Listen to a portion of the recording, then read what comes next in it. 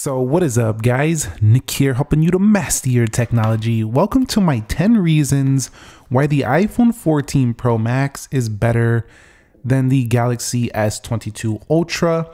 Now, I know right away people are going to say, what is this guy talking about? Apple fanboy, whatever. Listen, I'm going to talk about the 10 reasons in the next episode why the S22 Ultra is the better option, but I recently got One UI 5 on this phone and I really love this new software for the S22 Ultra, and I've really been thinking about how close these phones really are, and honestly it's kind of tough to find reasons why each phone is better than the other, which is saying a lot. It's saying that you have really great choice here in 2022, and the funny thing is the S22 Ultra has been out much longer, so I'm really looking to see what they bring with the S23 Ultra.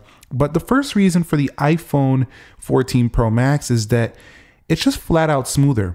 It's a more consistently smooth experience day to day. Now, don't get me wrong, the Galaxy S22 Ultra is one of the smoothest Androids on the market, but I do think the Pixel is a little bit smoother with its overall operations. This phone still doesn't feel quite as polished, although Samsung is making leaps and bounds, ahead of where they were when they had, TouchWiz and even One UI earlier stages.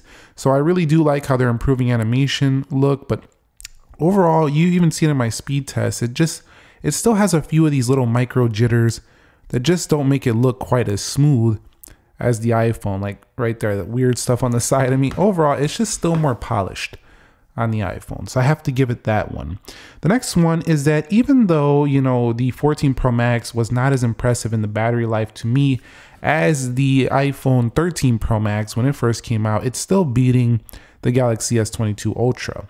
This phone, I don't struggle getting through the day, but I do end the day with much less battery life than the iPhone 14 Pro Max, like maybe an hour to 2 hours less. So definitely if you're pushing this premium large display on the S22 Ultra, it does drain a little bit faster. So that's a real world experience I definitely prefer on the iPhone. It just does better in standby and overall battery life. Both of them are all day phones. I'm just saying at the end of the day, you're going to finish with less on the S22 Ultra.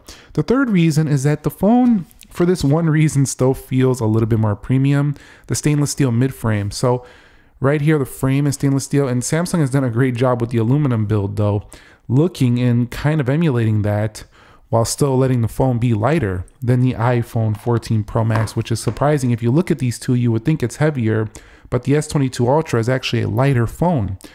But at the end of the day, the stainless steel just feels more sturdy. It feels a little bit more premium than this phone right here. So if Samsung takes away the curve, puts a stainless steel band, we're gonna have a much tighter competition here. But overall, they both do look very beautiful. I love both of them. Number 4 is the brightness. Now, Samsung has an incredibly bright phone here. If you go into display settings, you can even use its higher brightness pretty much whenever you want, just by turning on extra brightness. It's ridiculous. So there is more usable brightness, but when it comes to flat out all, the highest it can go, when you do get outside, the iPhone can hit 2000 nits. This one can only hit 1750. So at the end of the day, the Galaxy S22 Ultra in sunlight will be slightly less bright. Even though it's super bright to begin with, you're not gonna have issue with either. You're gonna see the iPhone just a little bit more in those really bright conditions. I don't know how often you'll use this, but it is the fourth reason why this phone is just flat out better than the Galaxy S22 Ultra. Number 5 is better camera results from the front-facing camera.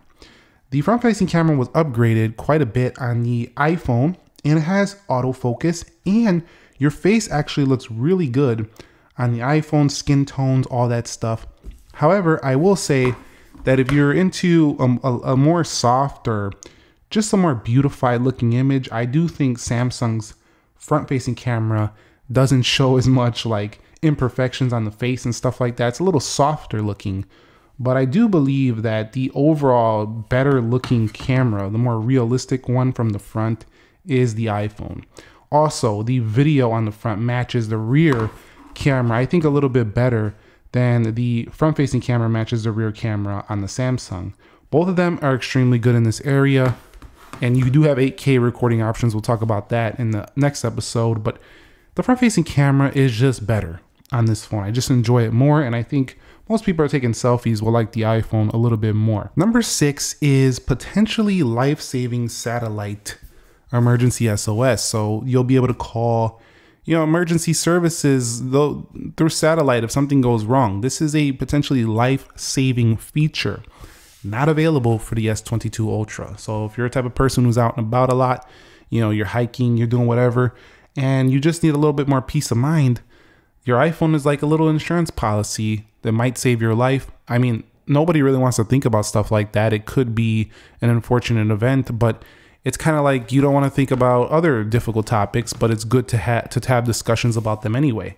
So just having that feature is a potential feature that is a reason why you might want to consider the 14 Pro Max over the Galaxy S22 Ultra. Number 7 is the dynamic island. Now, at first, I was really trashing this thing. I was really mad about not mad, but like, I just want the all screen. And we've talked about this numerous occasions, but this phone right here with this dynamic island has actually shown to be pretty good. Like I use this a lot of the time, some of the software, and even though I think Samsung's phone looks better with the punch hole, it definitely looks better than this pill cutout. This looks like their older, S10 days. This phone right here definitely doesn't take advantage of the punch hole. So it's just a little neat feature that you can say, well, my phone can do this and your phone can't do that. So you see, like, they actually made a reason for you to like that not so pleasant looking dynamic island. So I do applaud Apple for at least doing something with it rather than just sticking it there on the screen. I do really like how Samsung is nearly making this thing invisible. We might not even see this on the future Samsung phones. It'll probably be gone like an under display, but the quality is not quite there yet. They're both doing a great job, but the iPhone definitely better for taking advantage of it and putting some software in there. Number 8 is just sheer performance. If we were to run benchmarks, the iPhone actually just dominates the Galaxy S22 Ultra in benchmarks. Sheer performance, the A16 is leaps and bounds faster than this phone right here, especially when you're talking about, the serious gaming and stuff like that. Yes, you do get more RAM on the Android phone, but like I've said before, you do need more RAM on something like an S22 Ultra to run this very feature-packed software, and Android in general is not quite as optimized. So a iPhone with much less RAM could run nearly as good as this phone. I would even say the SE 2022, that one with the home button, would probably give the S22 Ultra a run for its money in a speed test. I don't even know if I did that one. Maybe we'll do that one in the future. Let me know if you want to see the cheapest iPhone versus the top level Samsung in a speed test. Number 9 is the updates, guys. They're still far more consistent on the iPhone. Don't get me wrong, Samsung is knocking it out of the park by comparison to some other cheaper Android manufacturers where you'll buy a phone and you'll essentially never get software updates. And they are very secure as well with their Knox security, secure folders, and a lot of, two-step verification and stuff like that. But I do have to say, I do still see people getting their One UI 5 faster than me, or getting their updates quicker, or I'll update this Samsung phone, I'll go over to my Fold, and it doesn't have an update for 2 months. So I'm just saying, the consistency and reliability, like when Apple pushes out an update, everybody gets that thing. Like when Samsung gets to that point, look at, there's another one right there. I literally forgot to do this update before the video. There's another one, 16.1.1. There's probably one on here as well. Let's see, I did do 5. See if there's an update here.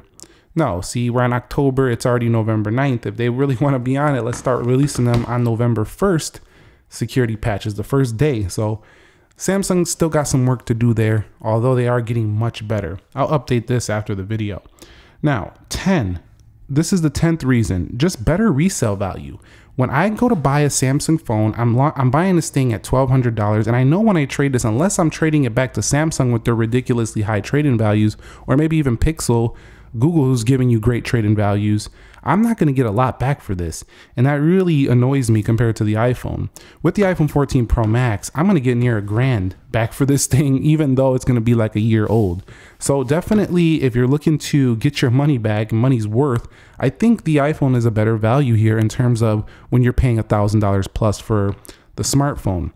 However, again, when you buy a Samsung phone, you have to remember you're buying it for everything it can do, because it can do quite a bit more than the iPhone. And if you want to really break it down to every little feature, it can do more. So you're paying for function. With the iPhone, you're also paying for some function, but you're paying for, the brand as well. So that's about it for me. Those are 10 reasons why I think the iPhone actually is a better option than even arguably the better, Galaxy S22 Ultra. This is arguably a better phone. I mean, it looks like it's more premium, larger, and we'll talk about why this is the better phone in the next video. And not to confuse you, I'm not like indecisive here. I'm just giving you two sides of, basically reasons on both sides of the coin.